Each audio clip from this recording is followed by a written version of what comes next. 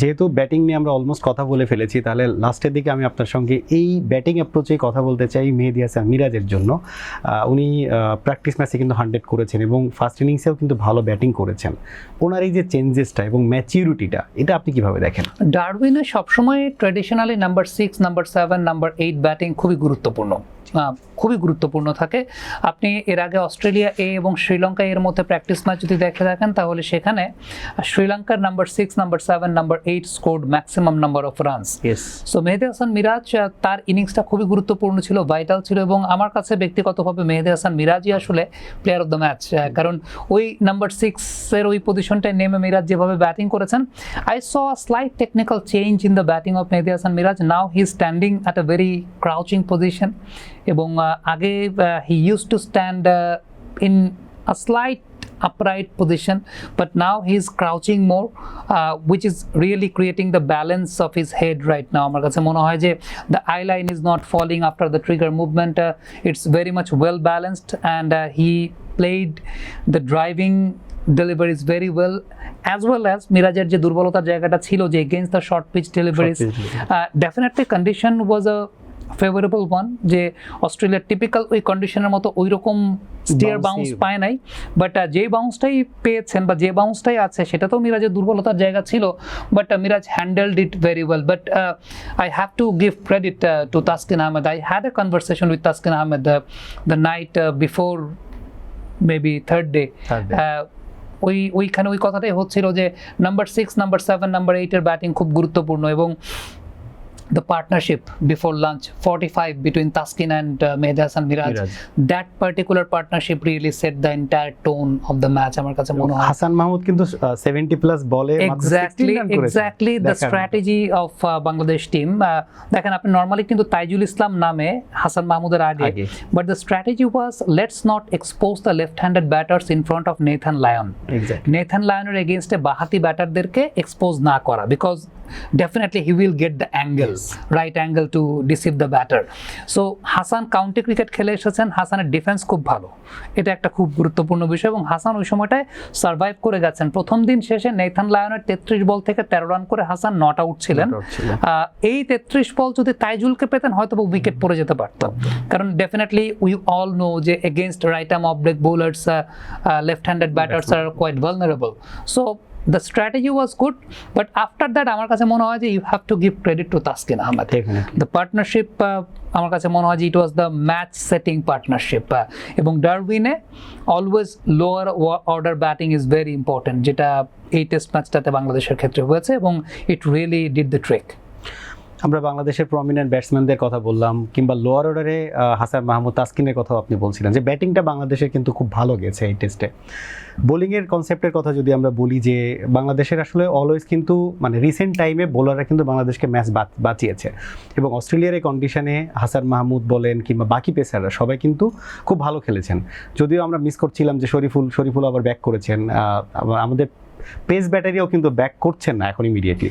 So overall যদি বাংলাদেশের বোলিংয়ের কথা বলেন, হাসান মাহমুদ সহ সবার ক্ষেত্রে কেমনভাবে আপনি রেট করেন বাংলাদেশের এই বোলিং ইউনিটকে? খুব ইন্টারেস্টিং একটা কোয়েশ্চেন আমি আপনাকে করি, সেটা হচ্ছে if Nahid Rana was fit, if Shoriful was fit, Hasan কি এই টেস্ট খেলতেন? খুব ডিফিকাল্ট চান্স পাওয়া, খুব ডিফিকাল্ট কোয়েশ্চেন না এটা, কারণ তাসকিনকে নিতেই হতো, খুবই difficult question to answer. So that really shows the, আমার কাছে মনে হয় যে স্ট্রং হয়ে গেছে, the strength of your pipeline, the strength of your pace bowling pipeline, যে if Nahid Rana was fit, if Shoriful was fit, then আমরা কি হাসানকে দেখতাম? হয়তোবা হ্যাঁ, হয়তোবা না, আই ডোন্ট নো। তখন তাসকিনকে কম্প্রোমাইজ করতে হতো, এরকম একটা তাসকিন লাস্ট 2 ইয়ার্স বাংলাদেশের best pace bowler, no doubt about that. আমি যতটুকু জানি যে প্রথম দিন একটা নিগল তাসকিনের হয়েছিল, আফটার দ্যাট পেসটা ডিক্রিজ হয়ে গেছে, ইনশাল্লাহ রিকভারি করে তাসকিন ফিরবেন, বাট পুরাতন বলে Taskin has been hour most prominent bowler. এখন হাসানের ক্ষেত্রে যদি আমি শুরু করি, আমার একটা কন্টেন্ট ছিল এক সপ্তাহ আগে যে নাহিদ রানা নেই তো কি হয়েছে, ডারউইনের যে বাতাস, সেই বাতাসকে কাজে লাগে Hasan Mahmud will be our best bowler. কেন সেটা করেছিলাম? ডেফিনেটলি অ্যানালিসিস, গবেষণা। ডারউইনের বাতাস, একটা দিক থেকে বাতাস বয়, এবং সেটা 16, 17, 18, 19, 20 কিলোমিটার পর্যন্ত বাতাস বয়। Hasan Mahmud is that kind of bowler who has a very good wrist snap, এবং তিনি ইন দ্য এয়ার বলটাকে সুইং করাতে পারেন, সেই সঙ্গে অফ দ্য পিচ সিম মুভমেন্টটাও খুব ভালো আদায় করতে পারেন। He is one of the rarest bowlers to have that kind of capability, number 1। Number 2, Hasan মাহমুদের ওয়েবল সিম, বলটা ছাড়ার পর বল কিন্তু স্ট্রেট যায় না, সিমটা এরকম ওয়েবল সিম ওয়েতে যায়। So that really creates confusion towards the batter, which way the ball is going to move after pitching. This is number 2. Number 3 যে বিষয়টা, হাসান মাহমুদ তার যে ট্র্যাজেক্টরি থেকে তিনি বোলিংটা করেন, আপনি যদি তার সাইড অ্যাঙ্গেল কোনো ভিউ পান, আপনি দেখবেন অনেকটা it's similar like to the hyper extension of Jasprit Bumrah, যেটা বোঝা যায় না। যে কারণে আপনি জসপ্রীত বুমরাকে চাকার বলেন, হাসানের রিলিজটা কিন্তু সেরকম অনেক সামনে থেকে এবং হাইপার এক্সটেন্ডেড এলবো হাসান মাহমুদের। So that has been the advantage for Hasan Mahmud. আরেকটা খুব ইন্টারেস্টিং ইনফরমেশন দেই, Hassan Mahmood got a fifer in India. Yes. With SG ball. ইন্ডিয়াতে SG বলে খেলা হয়। Hasan Mahmud got a fifer in Pakistan with Kookaburra or CA ball. আমি জানি না সিএ নাকি কুকাবুরায় খেলা হয়েছে ওই পাকিস্তান সিরিজটা, নর্মালি সিএতে খেলা হয়, ওইটা সম্ভবত কুকাবুরায় খেলা হয়েছে। Hasan Mahmud got a fifer in West Indies with Duke's ball. Hassan Mahmood got a fifer in the county championship with Duke's ball. Hassan Mahmood got a fifer in Australia with Kookaburra ball. So Hassan Mahmood SG বলে Pfeiffer আছে, হাসান মাহমুদের Duke's বলে Pfeiffer আছে, হাসান মাহমুদের কুকাবুরা বলে Pfeiffer আছে। So that is a rare combination.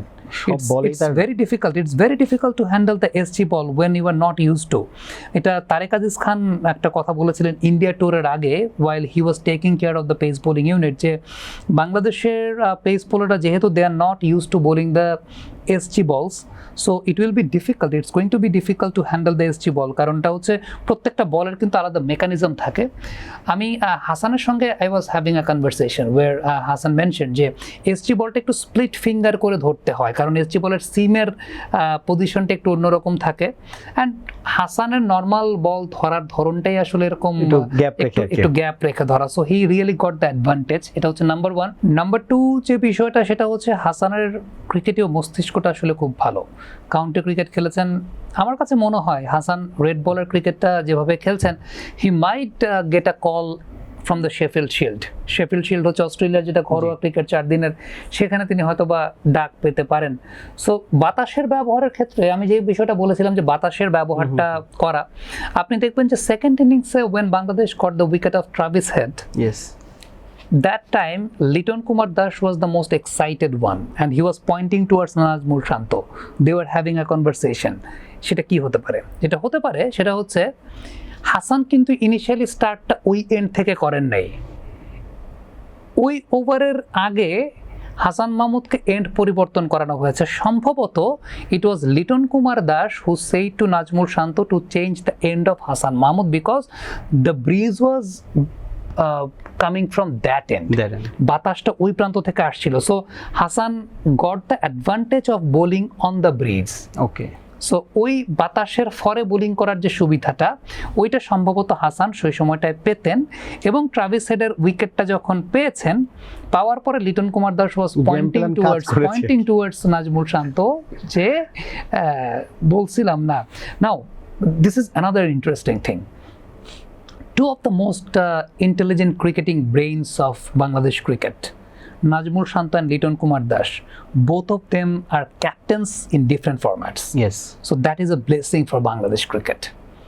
এবং test ক্রিকেটটা যখন খেলছেন, both of them are playing together, they are helping each other, they have the bonding. So that really shows যে একটা দলের ভেতর বিনি সুতোর মালায় গেঁথে রাখার একটা ব্যাপারটা, there is no ego issue, there is no collision. We heard about Mehed Hasan Miraj voluntarily giving up the captaincy of test cricket to concentrate on his performance, and just immediate after that we saw যে মেহেদী Hasan Miraj performed one day captaincy থেকে, one day captaincy থেকে সরে আসার পর মেহেদী Miraj immediately match winning পারফরম্যান্সটা তিনি করেছেন, বল হাতে যেভাবে পারফর্ম করেছেন, ব্যাট হাতে পারফর্ম করেছেন। সো সবকিছু মিলিয়ে টিমটার জেলিংটা, বন্ডিংটা খুব ভালো মনে হয়েছে।